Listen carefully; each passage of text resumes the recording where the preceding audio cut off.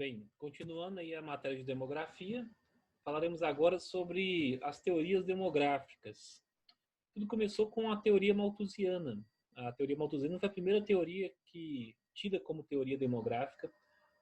Thomas Robert Malthus, ele era um pastor anglicano, era também matemático inglês, viveu lá no final do século XVIII, e no final do século XVIII, justamente nas décadas seguintes à Revolução Industrial na Inglaterra, ele criou a primeira teoria sistematizada sobre as populações humanas, que acabou entrando para a história com o nome de teoria malthusiana em sua homenagem, ok?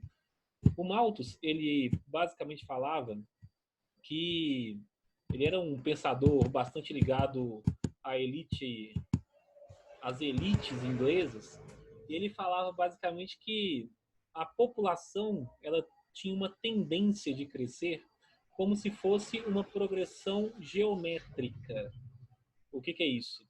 A cada 25 anos, segundo seus prognósticos, a população tenderia a dobrar.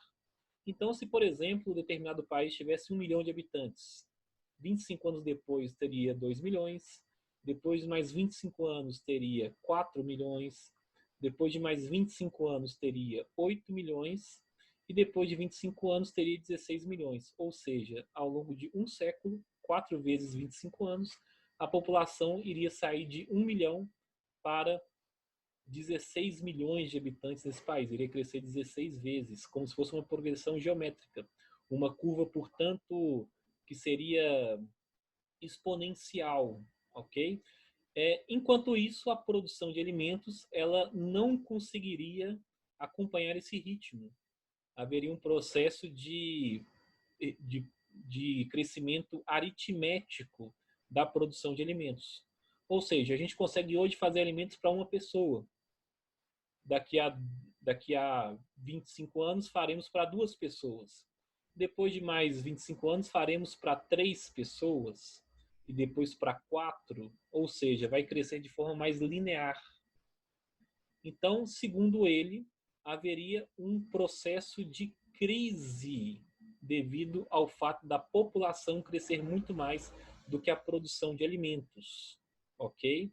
Isso porque a produção de alimentos depende basicamente de alguns fatores humanos, mas também de fatores ambientais, fatores naturais que, segundo ele, limitariam a produção de alimentos. Então, ele acaba propondo como medidas para evitar essa catástrofe demográfica, algumas medidas antinatalistas. Por exemplo, ele chega a propor a proibição de casamento entre jovens pobres, que, segundo ele, os pobres teriam mais filhos e, portanto, e não teriam como manter os seus filhos. Então, para evitar um crescimento demográfico, seria melhor reduzir o crescimento entre a população mais pobre, não entre a população mais rica. Ou então ele falava que haveria os chamados choques positivos, que seriam episódios de fome epidêmica, de epidemias e também de guerras, que reduziriam a população e tornaria essa população mais equilibrada ao nível de produção de alimentos. Então aí, mostrando a teoria básica, neste gráfico, a população, portanto, ela vai ter uma tendência de crescimento geométrico, enquanto os recursos naturais, sobretudo alimentos, de crescimento aritmético, e isso iria gerar um ponto de crise, a partir do qual haveria uma catástrofe. Isso porque a produção de alimentos depende de fatores naturais. E a população, quando cresce além dessa quantidade estimada, ela vai gerar uma catástrofe que só vai ser solucionada por medidas antinatalistas que são prévias, e se essas medidas não fossem tomadas, elas levariam aos chamados choques positivos, como guerras, epidemias e também aumento da mortalidade por fome, ok? O Malthus acabou caindo, de certa forma, no ostracismo. A sua teoria foi tida durante muito tempo como uma teoria errada. Isso por 2 motivos principais. Primeiro, porque os cálculos dele não se confirmaram. Os avanços tecnológicos decorrentes da Revolução Industrial e nas décadas e nos séculos seguintes fazem com que a produção de alimentos hoje seja uma produção compatível, talvez, com os quase 8 bilhões de habitantes do mundo. muito mais do que o 1 bilhão que ele viu na época, em 1800. Então, a produção de alimentos também cresceu conforme a demanda da população, ok?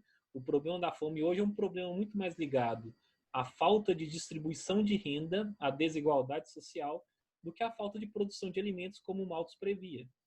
Além disso, a sua teoria por si só ela tinha alguns pontos bastante criticáveis, como, por exemplo, quando ele chama epidemias, guerras e fome de choques positivos de controle populacional. Ele depois chegou a publicar alguns livros, alguns textos, falando que ele foi interpretado de forma errada, que ele não via isso como coisas positivas, mas demograficamente, para evitar a catástrofe, seriam coisas positivas, não pela opinião dele. Então, ele foi bastante criticado por isso também.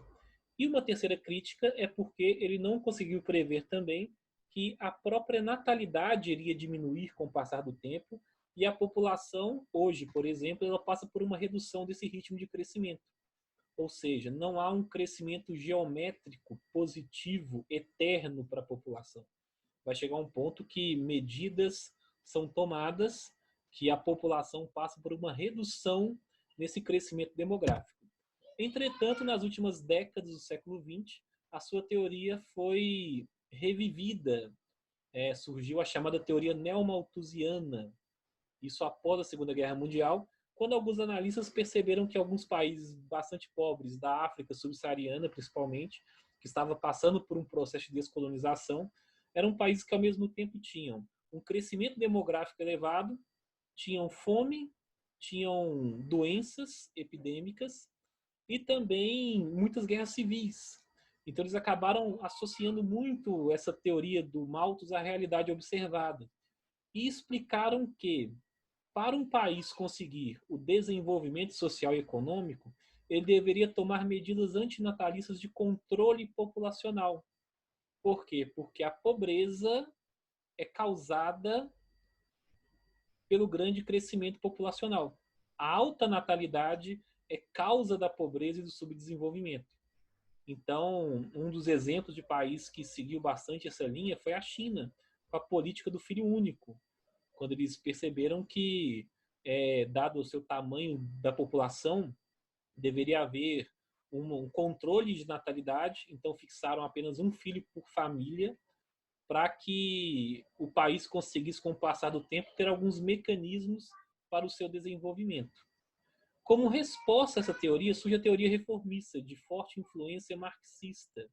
Eles falam que, na verdade, a alta natalidade não é causa da pobreza, e sim consequência da pobreza. Ou seja, a gente tem que fazer algumas reformas sociais e econômicas, redistribuir a renda, um ideal bastante socialista, para que, com o passar do tempo, a população com condição de vida melhor alcance um equilíbrio demográfico naturalmente. Então, essa é a teoria reformista que veio como resposta aos neomalthusianos. E, por fim, temos também os ecomalthusianos.